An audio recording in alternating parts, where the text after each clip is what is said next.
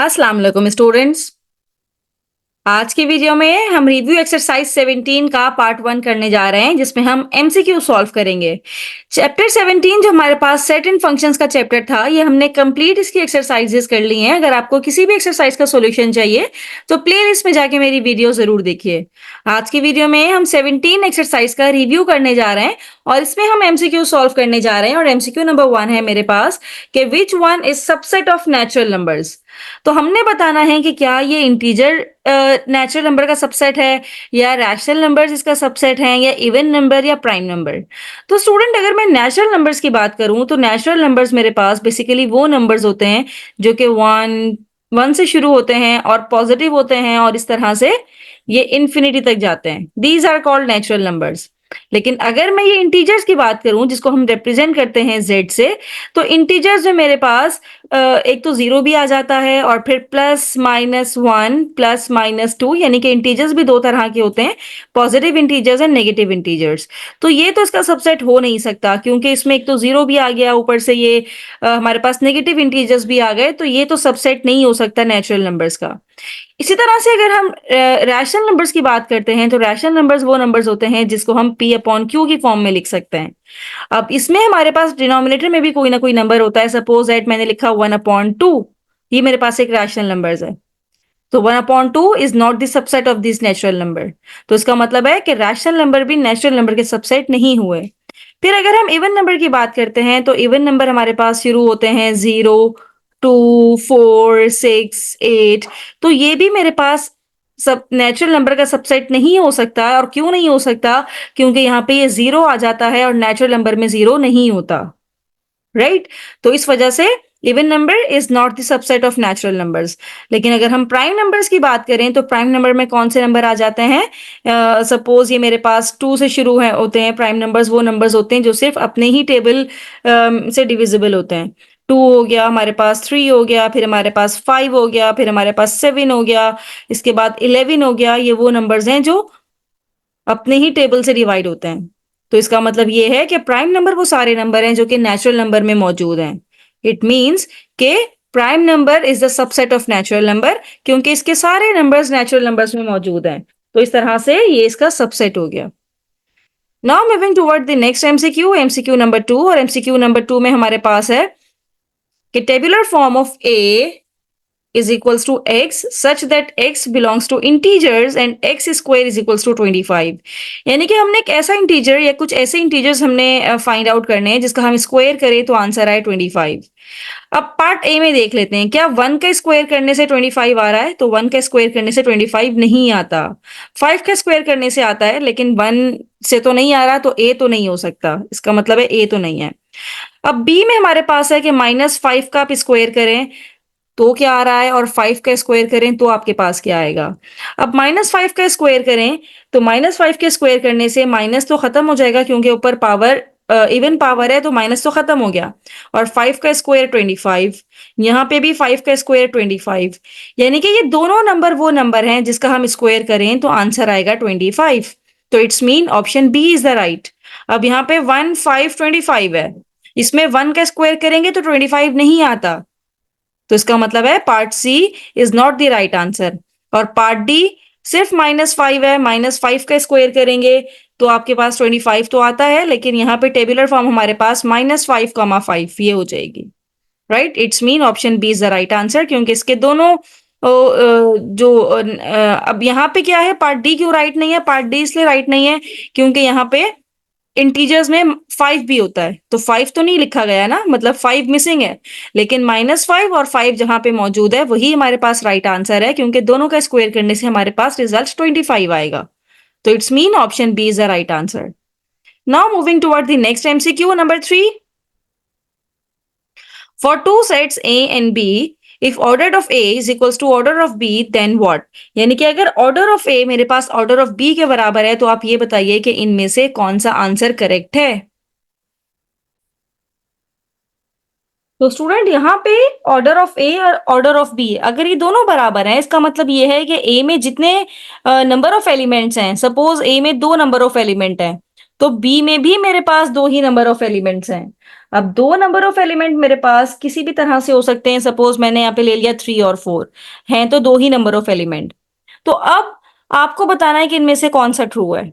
दोनों के ऑर्डर जो है मेरे पास, order of set A is also 2 and order of set B is also 2, लेकिन नंबर डिफरेंट है। ये 1 2 है और ये 3 4 है, तो सबसेट तो नहीं हुए, राइट। और ये दोनों इक्वल भी नहीं है क्योंकि इन दोनों के एलिमेंट्स चेंज है। तो हम ये कहेंगे कि अगर order of A is equals to order of B, तो दोनों सेट ए और बी आपस में इक्विवेलेंट सेट कहलाएंगे, राइट। और ये सैंबल है इक्विवेलेंट सेट का। तो it's mean A is an equivalent set of B. तो इसका मतलब ये है कि हमारे पास option C is the right answer. और ये सबसेट तो ये हो ही नहीं सकता, ना सबसेट है। और यहाँ पे जो हमारे पास ये लिखा हुआ था जिसपे ये प्रॉपर सबसेट है, इम्प्रॉपर सबसेट की कंडीशन थी, तो ना ये प्रॉपर सबसेट है ना ही ये इम्प्रॉपर सबसेट है। ये मेरे पास simple A is equivalent to B, right, क्योंकि दोनों के ऑर्डर सेम है। दोनों के ऑर्डर सेम होंगे तो इसका मतलब है कि दोनों सेट आपस में इक्विवेलेंट सेट कहलाएंगे। नाउ मूविंग टुवर्ड्स नंबर 4, और नंबर 4 में ये है कि आप ये बताइए कि ऐसा number x such that x belongs to natural number. x अगर नेचुरल नंबर है और वो 1 से छोटा होना चाहिए, यहाँ पे इक्वल का साइन नहीं है, इसका मतलब है 1 इसमें इंक्लूड नहीं होगा, बल्कि 1 से छोटे नंबर की बात हो रही है। तो क्या कोई ऐसा नेचुरल नंबर है जो कि 1 से छोटा है? तो ये आपको बताना है, राइट। तो आपको यहाँ पे बताना है कि x such that x belongs to natural numbers, मतलब वो नेचुरल नंबर भी हो, और दूसरी कंडीशन ये है कि वो जो नंबर है वो 1 से छोटा भी हो। तो स्टूडेंट अगर नेचुरल नंबर की बात करें तो वो तो शुरू ही 1 से होते हैं, 1 2 3 4 ये सारे नेचुरल नंबर्स कहलाते हैं। तो 1 से छोटा तो कोई नेचुरल नंबर होता ही नहीं है। तो इट्स मीन कि हमारे पास एम्प्टी सेट आएगा, राइट, क्योंकि कोई सेट ऐसा है ही नहीं जो कि नेचुरल नंबर भी हो और 1 से छोटा भी हो। तो it's mean option C is the right answer. Now moving toward number 5, और नंबर 5 में मुझे ये बताना है कि यहाँ पे मेरे पास है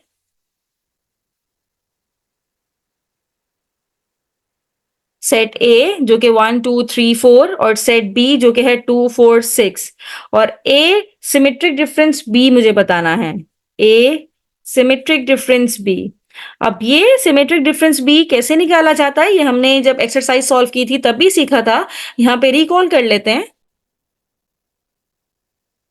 ए यूनियन बी, और इसमें से हमने माइनस करवा देना है क्या, ए इंटरसेक्शन बी।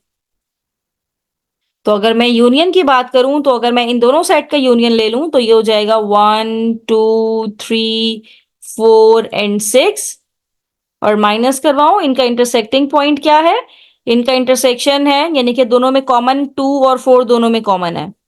तो 2 और 4 को अगर मैं माइनस करवाऊं किससे, 1 2 3 4 6 से, तो 1 आ जाएगा, 2 नहीं आएगा क्योंकि 2 इसमें कॉमन है, फिर 3 आ जाएगा और फिर 6 आ जाएगा। 2 यहाँ पे मौजूद है तो 2 यहाँ पे नहीं आएगा, जब हम माइनस कर रहे होते हैं या डिफरेंस ले रहे होते हैं तो यहाँ पे 2 नहीं आएगा, और फिर 4 भी नहीं आएगा क्योंकि दोनों में कॉमन है। तो 1 3 6 इज द राइट आंसर। इसका मतलब है option D is the right answer. Now moving toward the next MCQ. Which operation is not commutative?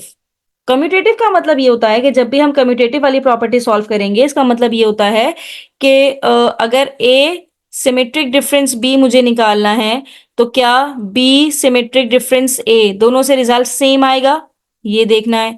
Union का मतलब है कि ए यूनियन बी आप करें तो इसका आंसर बी यूनियन ए के ही इक्वल आएगा, यानी कि अगर मैं बी को पहले कर दूं तो क्या इससे कोई फर्क तो नहीं पड़ेगा, दोनों से रिजल्ट सेम आएगा।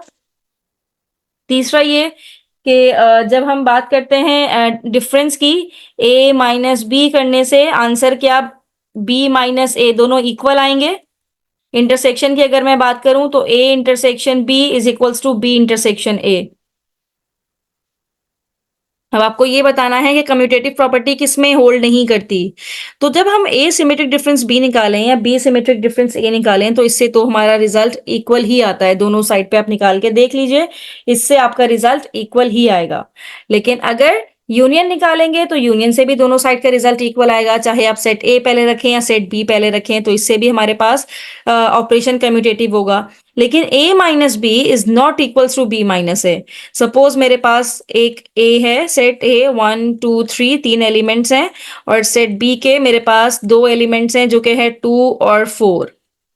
अब a माइनस बी अगर मुझे करना है तो a माइनस बी किस तरह से होगा कि 1 2 3, मैं कौन सी एलिमेंट नहीं लिखूंगी जो b में भी है, 2 नहीं लिखूंगी, क्या लिखूंगी, 1 3 ही लिखूंगी, यानी कि सेट ए के वो एलिमेंट्स लिखूंगी जो कि सेट बी में मौजूद ना हो, दैट्स इट। लेकिन जब b माइनस ए करेंगे तो b माइनस ए में हम b के वो एलिमेंट्स लिखेंगे जो सेट ए में मौजूद ना हो।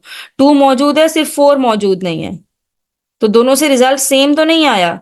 तो उसका मतलब है कम्यूटेटिव प्रॉपर्टी और डिफरेंस जब हम निकालते हैं तो कम्यूटेटिव प्रॉपर्टी डिफरेंस निकालते हुए वेरीफाई नहीं करती दोनों साइड के लिए, बाकी सारी प्रॉपर्टीज कम्यूटेटिव प्रॉपर्टी को वेरीफाई करती हैं। नाउ मूविंग टुवर्ड्स नंबर 7, और नंबर 7 में हमें ये बताना है कि x such that x belongs to p, p stand for prime number, कि कोई ऐसा प्राइम नंबर है, और x बिलोंग्स टू q, और जिसमें x है वो बिलोंग कर रहा है रैशनल नंबर से, राइट। अब हमने यहाँ पे क्या करना है कि यहाँ पे देखना है कि क्या p इंटरसेक्शन q फुलफिल कर रहा है, p union q, p minus q, या p सिमेट्रिक डिफरेंस q। अब इनमें से हमने ऑपरेशन ढूंढना है कि कौन सा ऑपरेशन करेक्ट है और कौन सा ऑपरेशन करेक्ट नहीं है। अच्छा स्टूडेंट, यहाँ पे जो p और q यूज हो रहे हैं ये कोई भी सेट हो सकता है, this is not representing prime numbers या रैशनल नंबर, ये कोई भी रैंडम सेट हो सकता है जिसको हमने p और q का नाम दिया।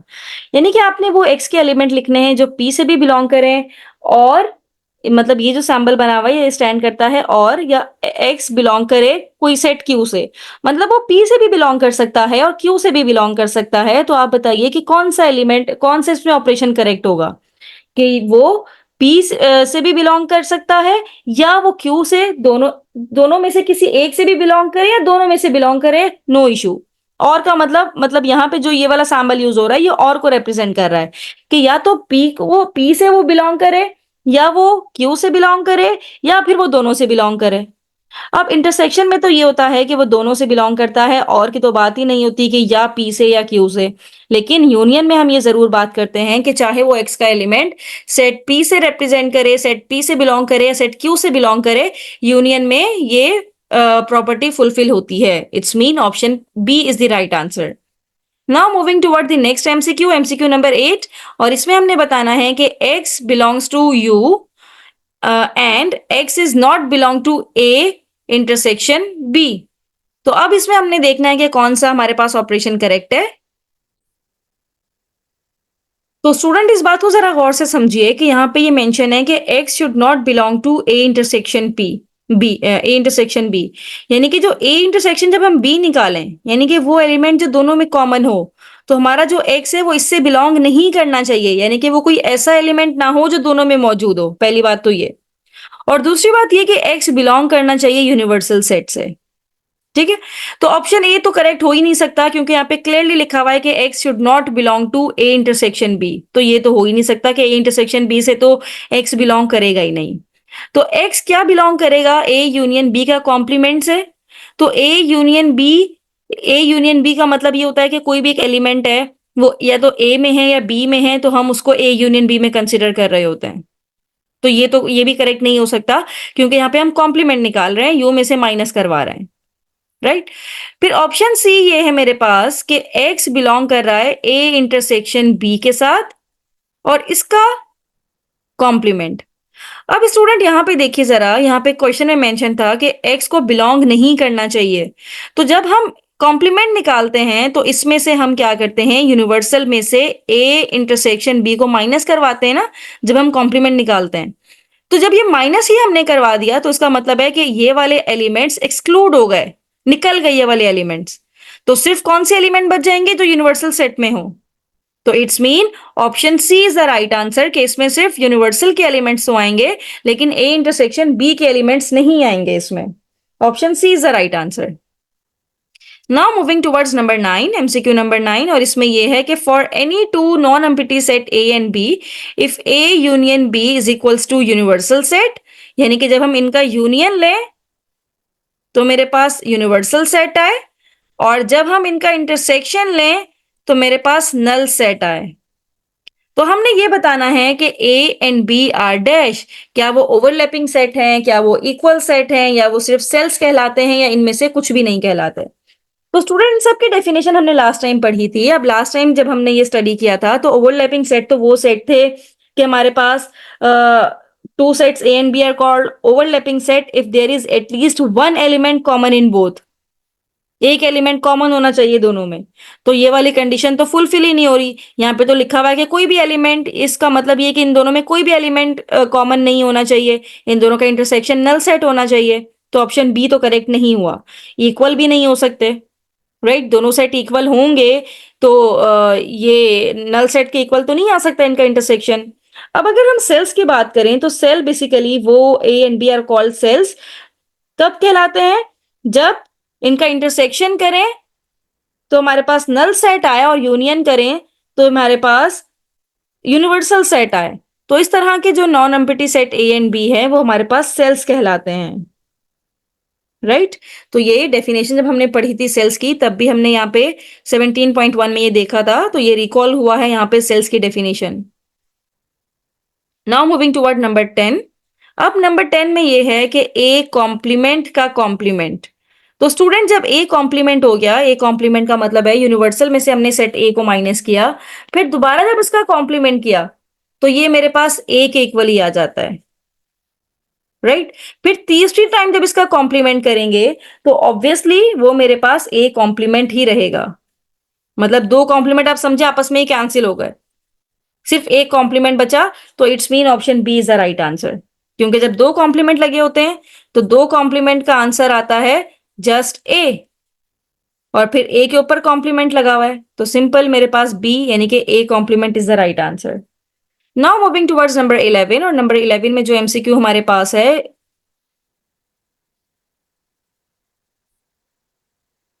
अब स्टूडेंट यहाँ पे मेंशन है कि A is the super set. ये सैम्बल जो है ये सुपर सेट का है कि A is the super set of B, then A union B is equals to what?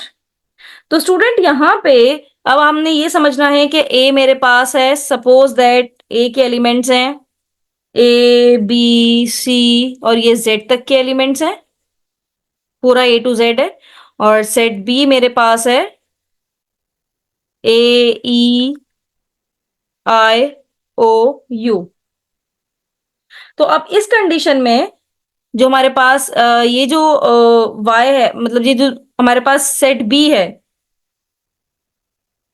Sorry ये जो हमारे पास सेट ए है, set A is called the super set of set B, right? Set A is called super set of set B.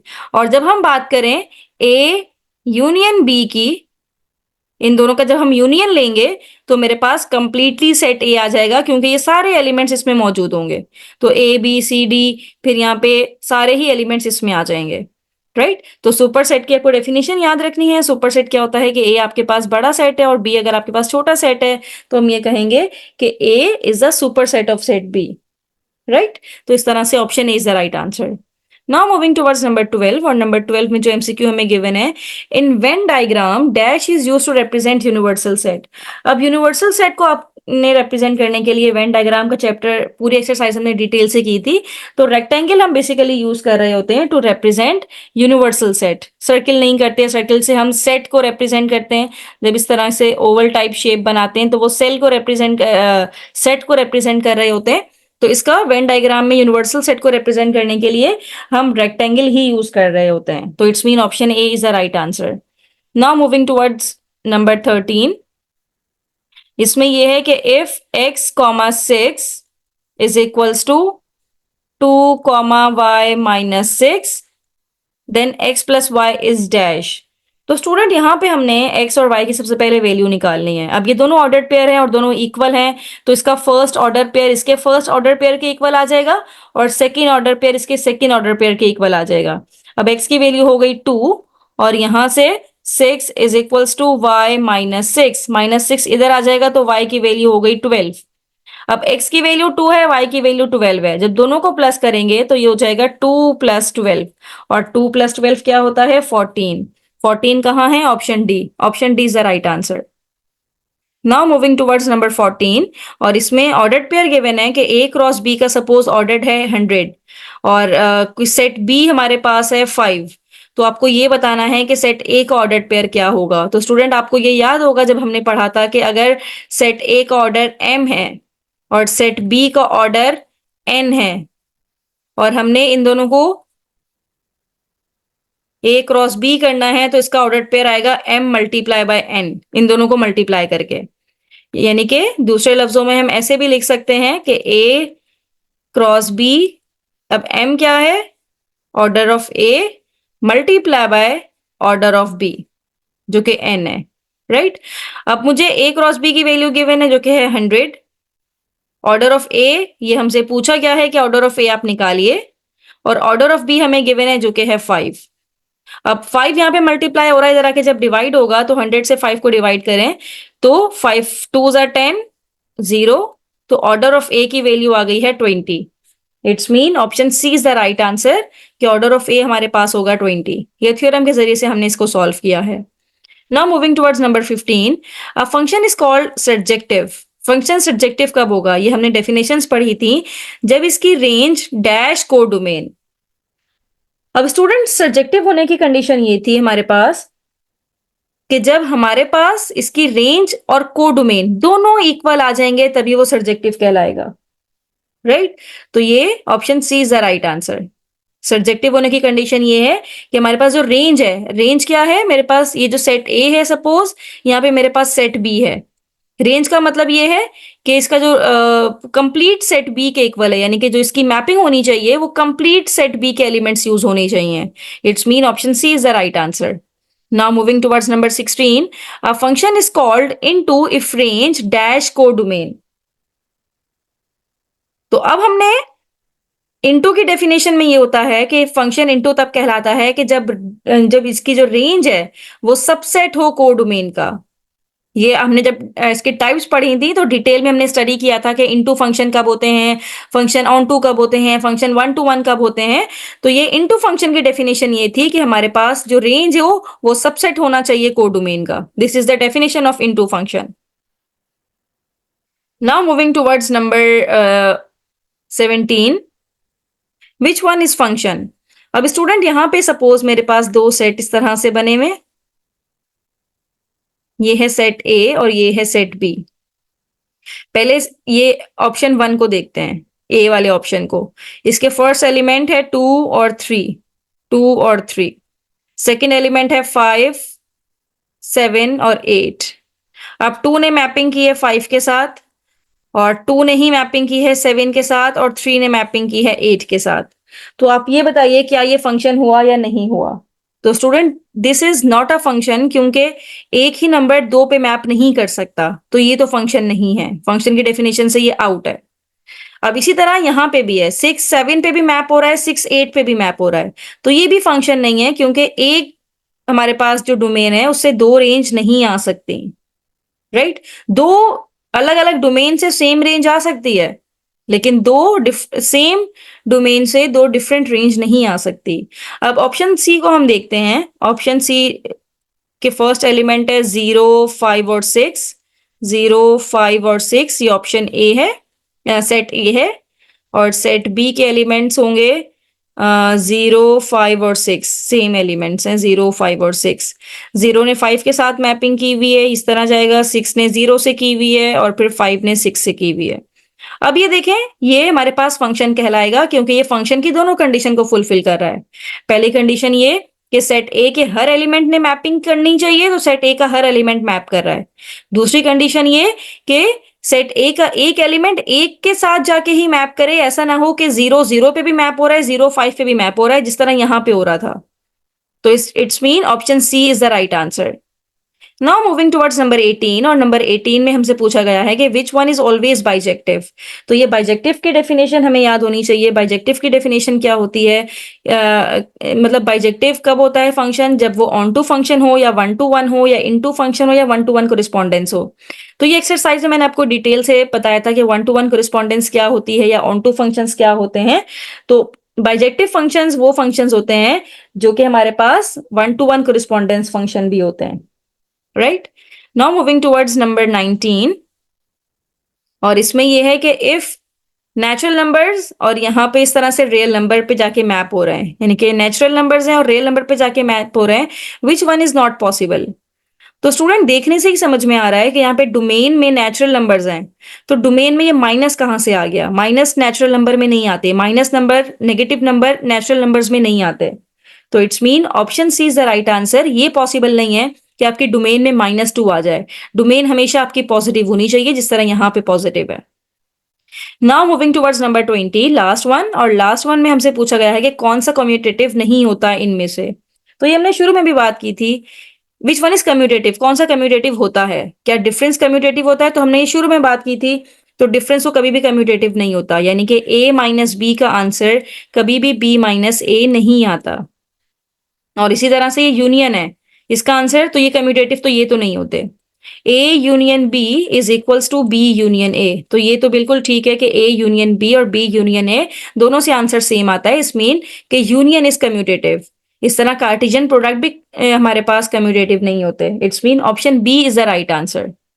तो student यहाँ पे हमने 20 MCQs complete कर लिए। किसी भी क्वेश्चन में कोई प्रॉब्लम हो, किसी भी पार्ट में कोई प्रॉब्लम हो, कोई भी एमसीक्यूज में कोई भी बात आपको समझ में नहीं आई हो, तो मुझे कमेंट बॉक्स में जरूर बताइए। थैंक यू सो मच कि आपने एंड तक मेरी वीडियो देखी।